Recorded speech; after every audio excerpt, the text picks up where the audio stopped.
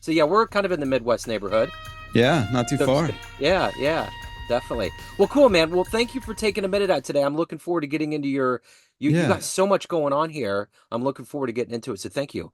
yeah, So I want to begin our journey by asking you this. I know we're all getting tired of it, but it was such a big thing for us.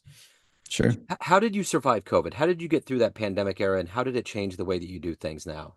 It was horrendous for us. We're obviously healthcare based, and I had every extreme imaginable, um, from facilities that said you can't come, we can't do procedures, to facilities that said, hey, your staff has to be here when they're COVID positive. Yeah. And so it was like you never knew which direction you were going to get hit. We had, 80 people that are going, I'm scared to death of this, or this is the biggest joke on earth and you're wasting my time. Yeah. And so, it was a tough time for us because the people that we care about all over the spectrum, um, they couldn't put themselves into our shoes where we're like, hey, we're trying to keep you alive and we're trying to keep you productive. Um, for instance, in uh, March of 2020, even with the shortened month, so we probably shut down around the 21st or 22nd, somewhere in there. We did 1.3 million in revenue. In April, we did like $4,300. And so, our payrolls are about somewhere between 120 and 200,000 every 2 weeks. And our commitment to our staff was, look, we'll give you 2 weeks advance so you can go get on unemployment. We'll continue to pay for your benefits until this is resolved. We have no idea what our, long-term outcome of all of this is. But one of the things we know is we can't pay, $400,000 a month in payroll without any income coming in. Like there's just no way. There will be no business to come back to enjoy. And that wasn't us being greedy or I know some people looked at it that way. They're like, oh, you're just being greedy and this is a 2 week thing or this is a 2 day thing. You just need to get over it. And it's like, that's very possible. And we hope that's the case for everyone because Right. obviously the employees wanted to work. We wanted them to work, but um, it was a challenge for sure. So let's get into today, 2024. Everything's back up and running. If I put you in front of a bunch of third grade students at career day and you had to explain your life as an executive and a board director, how would you break that down if one of the kids said, hey, what do you do for a living? Yeah. So I'm the biggest cheerleader, I guess. I'm the last man when it comes to dealing with the biggest issues, dealing with direction and vision and focus. And that's on in both of those roles, right? A lot of the questions that we deal with at a board level are the same questions that I deal with as a CEO to my board. And it's like, here's where we're betting. Here's what we see coming down the pike. Here's what we're going to do. Here's how we're positioning ourselves. And that's a lot of what I do every day is to think through what causes someone to want us as a bank or what causes someone to want us as a cataract or GI surgery service company or what causes someone to want us as a nonprofit 10 years from now and how do we get there by then. So, what did you want to be in the third grade? What was your dream? I think I wanted to be a police officer if I remember right, or a fireman. I don't know if I Yeah. know it's not very exciting, and it's pretty much what every boy I think visualizes themselves in the role.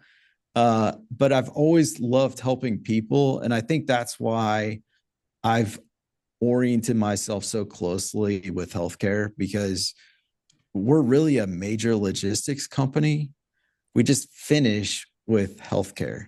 And Yes. so there's a whole lot of work that goes on behind the scenes and non-exciting things like trucks breaking down or people having vehicle accidents and all that stuff.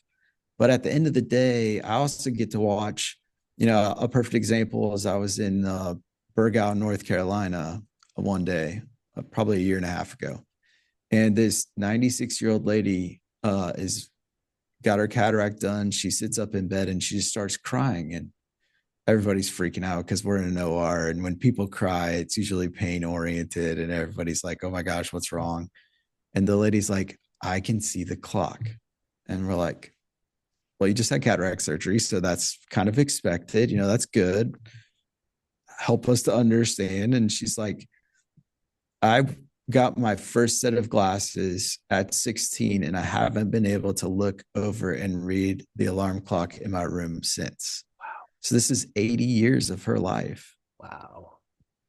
And, you step back and you think about that. And yeah, nothing that we did changed that outcome for her. Yeah. But we were there with her along that process. And we did a lot of work behind the scenes to enable those team members to be able to do their job. And it's really cool to be able to experience that. It's not like, I always talk to folks about the difference between what we do in orthopedics or what we do in brain surgery or something. Those people wake up, they have tons of pain, right? Like there's not a positive visualization of what they've just went through. It's like, oh my gosh, this may be worse than what I was dealing with before. But that's not the case in the cataract space. Yeah. And the GI side, most of the people, what they deal with on that side is, hey, I knew it was going to be bad. It wasn't as bad as what I expected it to be, but it was similar to what I expected it to be. But I'm glad I did it, and I'll do it again if that's what it takes to keep myself healthy. That's deep. I mean, that's crazy to think. I mean, that's almost like someone that was blind that can finally see after all that time. I mean, that's even hard to wrap your head around how magnanimous that would be, you know. It's really Um, cool. yeah, it is. It's totally cool. How did we get here? Tell me, Chris, how take me back to your childhood. What were some of the foundational elements that were planted into you that made you become an executive, that made you become a leader of people and to really kind of oversee these operations that you take care of? So when I was really young, my dad ran a fifth gen grain elevator. And I think that's where I got a lot of my leadership stuff from. And along the way, we lost those elevators in a fire. And so I think that's my conservatism that comes through from that. But it also it helped me become like this really technical risk reward analyst, is how I would describe myself. And that's what's enabled me to be successful. It's not that I'm the smartest guy, it's not that I'm the most creative guy, but I can tell you when something won't work. I have a really innate sense to say, I just don't feel good about that. I don't see how the math comes to fruition, and I don't care how well you do it. Like, I just don't think it's going to work. So after the family lost the grain elevators, our family took lots of twists and turns. We had my mom moved to Charleston, Illinois, became a principal of a elementary school, which she had been a teacher before and was training to be a principal. My dad moved to Charleston at the same time, the same summer, so we could split time between my mom and my dad. And he became a salesman for one of the feed businesses that used to support the elevator. And I just I watched them have to pick themselves up from total devastation. Like the president of the bank from where I'm from lives in the house that we lived in. Like, it was that big of a transition. Uh, my dad didn't take hardly anything out of the business because he didn't need to. Like, our cars were owned by the vehicles were owned by the business. They had enough to live on. We lived in a small town. We didn't need much, and we just had a very normal childhood. I got into to school in Charleston, and something clicked. I don't know what it was, but all of a sudden, close to my senior year, like, all the struggles that I had in school up to that point came to a head. And it's like, I want to do really well. So my senior year, I got straight A's. I had not been anywhere close to that the rest of my, I'm pretty sure that if I showed my report card to some of my elementary school teachers, or at least some of my junior high teachers, they'd be like, that must be a different person. Yeah. But I remember negotiating with my health teacher to figure out a way to get an A in PE because I had figured out how to get all my academics to being A's, and I wasn't that athletic. So we worked out that if I could be presidential in PE, that I would qualify and get an A. So I worked at it and I made it happen. The cool part was is that along the way, I had this one teacher that said, "You just seem to have a mind for accounting, and you should take my accounting class." So I joined her accounting class. I knocked it out of the park. I went and did an internship for a local company, and I saved them about $3 million as a senior in high school. Wow. And the teacher had always told me, this guy is so tough that when you go to see him, he's going to give you a C.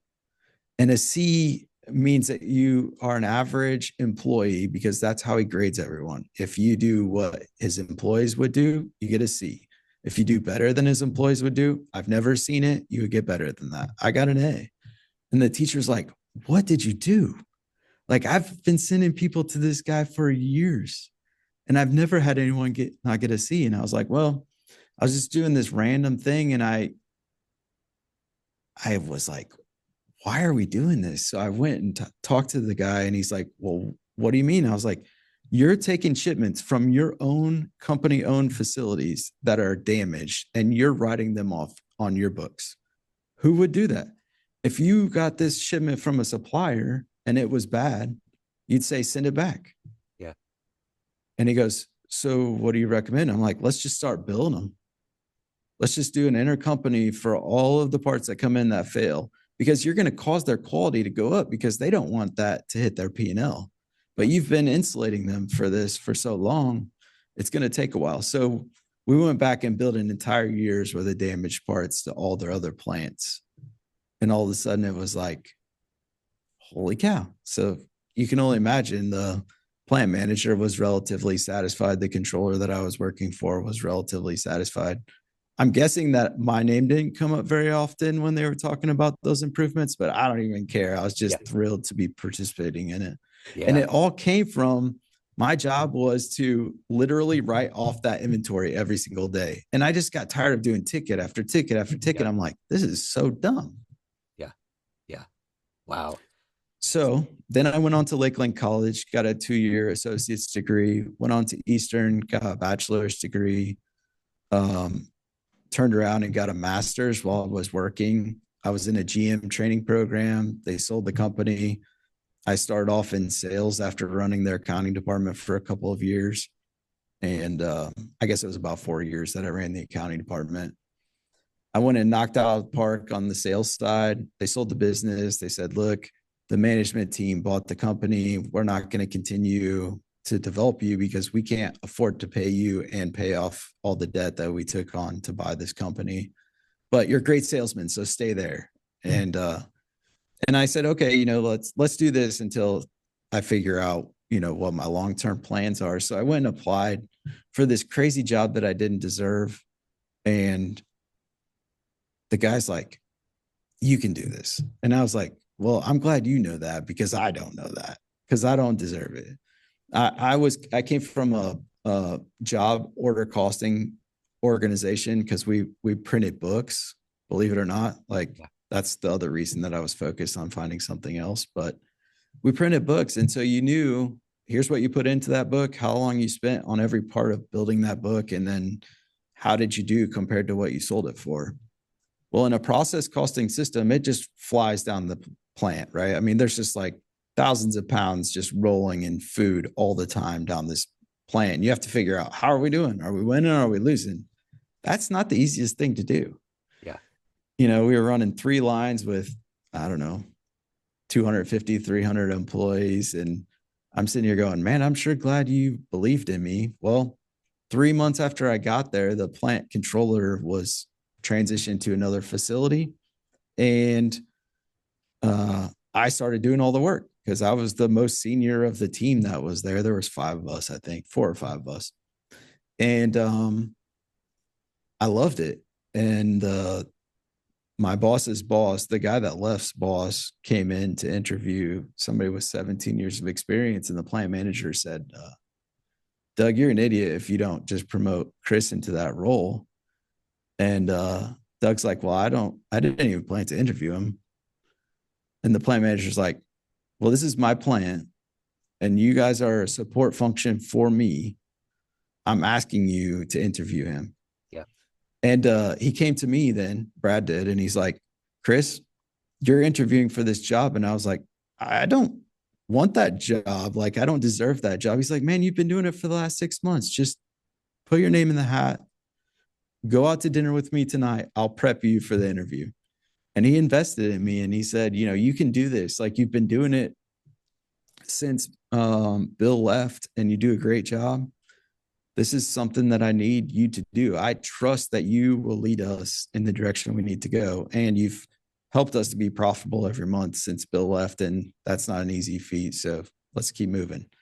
So I took the interview.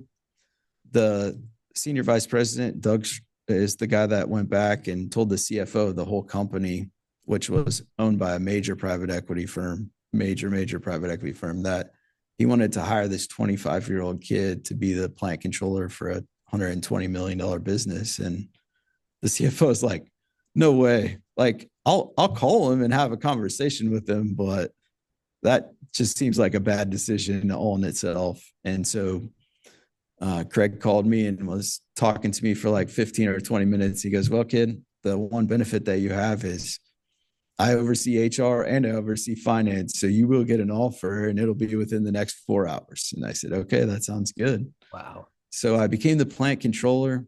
18 months later, the company bought Bird's Eye Vegetables. And so I moved into a senior cost role where I was the basically the operations controller of a $1.4 billion business and oversaw or helped to allocate about 90, somewhere between 75 and 95 million in capital investment every year into our plants. So Wow. then, yeah, so then that was a crazy process, right? It was just balls to the wall all the time. Yeah. And I went to a nonprofit. I've always been very volunteer oriented. And so I went and helped sit on a board where we were teaching entrepreneurship to high school students. And the lady that ultimately became the instructor said, hey, I have a friend that's looking for a CFO. And I know it's a lot smaller organization than you're used to, but it might be a really good opportunity for you just because of where they're at in their life cycle and how they really need somebody to step in and take a leadership role. I said, okay, I'll talk to her. So I met with Anne for about a month and it seemed like a really good fit. And so I made the change. And that was in January of 2012. In 2014, I started acquiring the business. And by September of 21, I had acquired almost 40% and we sold it to private equity. Wow. And then they brought in a CEO over the top of me because, I wasn't a proven, private equity portfolio CEO. And so they brought in a CEO over the top of me and he struggled with the business because it's a unique business. We're a logistics business. They hired a healthcare CEO. Nice guy. I enjoy the guy to this day. He just didn't understand the logistics side of the business and how tight pennies have to be watched in a business like this. And so after 2 years of not getting the performance they were looking for, they moved me into the CEO role. And that's where I've sat ever since. So who's been a hero? Who's been an inspiration for you in your career, March? Oh, man, I've got so many of them. I don't know where to start. My parents obviously were awesome people. I'm one of those lucky kids that had super engage, loving parents. The lady that recognized my skills in finance, it's funny. Her husband was the president of Eastern Illinois University when I graduated. And so he's on both of my diplomas and I still talk to them. They're in town. Uh, I'm friends with three of the presidents from Eastern just due to my engagement there. And I tell her every once in a while, I'm like, hey, I went and talked to the students, and believe it or not, I was talking about you. And she's like, no, you don't talk about me. I'm like, absolutely, I do. You know, you're the one that kind of started that. What was unique is what she didn't realize. I realized that I could use that skill to differentiate myself in business so I could be a business owner. I'm not, I'm like an outgoing accountant, which is kind of the uh an oxymoron, I guess.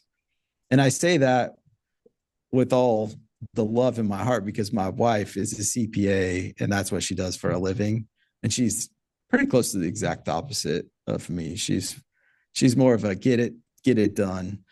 The owner of Vantage when I came in and Daters has just invested so much in me, undeservingly. You know, like I guess she must have realized how many shortcomings I had when I came in as her CFO and was like, man, this one's going to take a lot of work. But she was willing to invest that time. And, you know, over a period from 2012 until I think in 2016 is when she promoted me to president and COO. I mean, she just like everywhere she would ask me to go, she would go along with. And it wasn't because she didn't trust me. It was because she wanted me to see what was important to her. And not because she expected me to do it, but she wanted me to see that there's another way. And then she would allow me to figure out, okay, so now that you've seen it your way and you've seen it my way, you know, now you've got to pick. But that was really a big stepping stone, I would say, in my career. And then finally, probably the most impactful people in my life today, besides my spouse and my child, are my YPO group. So I've been in YPO since 2018, and my forum's been together. The majority of us have been together since then, and those guys are quick to push me like there's no tomorrow. Yeah. And they know me well enough that they know I'm not gonna like I might get mad, but I'm not gonna have my feelings hurt, and they're willing to really push hard. And I think that's the piece that a lot of people are missing is I have almost I have my like my own board of directors, my own. It's not the company's, it's totally disintegrated. It's not my family. It's completely, you know, disintegrated from them. And I just love that I've got some people that I can trust to tell them anything that's going on and they will give me wise counsel. And that's so necessary. It's a part of that whole coaching culture that we're in. You Oh, just it have, is. It's you got to have it because I mean, left to our own devices, we're doomed. I mean, in general, because we make emotional decisions. Those are the easiest ones to make because we are like, "Oh, I know this is the right decision." And it's like usually that's not the right decision. It's those ones where you're like, "I know this is this decision. You know, I'm going to make it. I'm going to make it right now because I don't need to wait." I've learned that those are the ones that I really need to question myself on because a lot of times those are the instances where you know it's all emotion, yeah, no logic. yeah. So of everything that you've done, you've woven such a great tapestry of your timeline and your career, of everything that you've done and overcome and achieved. What are you the proudest of? My daughter. Yeah, So my wife and I got married in 2007 and we decided we weren't going to have kids. And through a series of Christian mission trips, this farmer from Central Illinois asked me one time, he's like, think we should check your wife's bags for kids. And I'm like, what are you talking about? Like, I didn't even see it. He's like, go look at some of your pictures. look at the face on her when she's holding these little children in the Dominican Republic. I mean, if you can't see joy on her face, like I don't know what it is. And I said, okay. So I asked her about it, and she got home and she did some research on what it takes to adopt a child from the Dominican Republic. And at the time, I don't know what it is today, but at the time it was you have to live in country for 9 months. And it doesn't have to be both parents, but one of the two have to be there. And we both looked at each other and we're like, okay, who's going to tell our partners that we're going to move to some other country for 9 months or some part thereof, right? Yeah. And we were like, yeah, that isn't going to happen. So we just kind of laughed about it. And 2 years later, we were at home and she got a call from that agency that she had done the research on their website. She must have had to submit her information in order to get the information she was looking for. And they said, hey, we're trying to bring 30 kids from China to the US. And what we're asking families to do is to sponsor that trip for their plane ticket and the portion of their sponsors or their overseers while they're here. And we want you to take the entire 30 days off as a family and just like limit outside activity other than just to really enjoy the children. And what they didn't tell us was that 99.9% of the people that do that adopt the child. Wow. And so she was here from middle of December of 2015 to the middle of January in 2016. And we started the process to adopt her then. And we brought her home in September of 2016. And so I have a 17-year-old Chinese baby that loves this country and loves, to travel. She loves to see the world. She loves to just experience life. And unfortunately for me, she loves her mother more than she loves me. She would never say that, of course, but it's pretty Right. obvious. But Yeah. no, it's been a real joy. And it's all these things, that happened before that enabled it. And Yeah. and what's really crazy is it wasn't that terribly expensive. Like it's nothing like I thought it was when I started. And um but all of our work and efforts to prepare ourselves enabled us to provide, insane amounts of healthcare. The girl had brain surgery when she got here. She had had open heart surgery as a child, and that was completely repaired. So we've got tons of specialist visits. She was on a medicine that was like between $7,000 and $9,000 a month for 4 or 5 years. I mean, and most of that was covered by the insurance, but just all of those things that we had done before, prepared us to be able to do that and not have any concerns. And um, but she's a true joy. You know, on her birthday, the assistant principal calls my wife and says, "I know this is going to sound weird, but if would you mind if I brought her some ice cream and some cookies for her birthday?" And my wife's like, "No, we don't care. If that brings joy to you, that's great." And that's how it is. And then I was talking to a principal one day, and I was like, you do realize that she's got a lot of life experience that you're not going to have.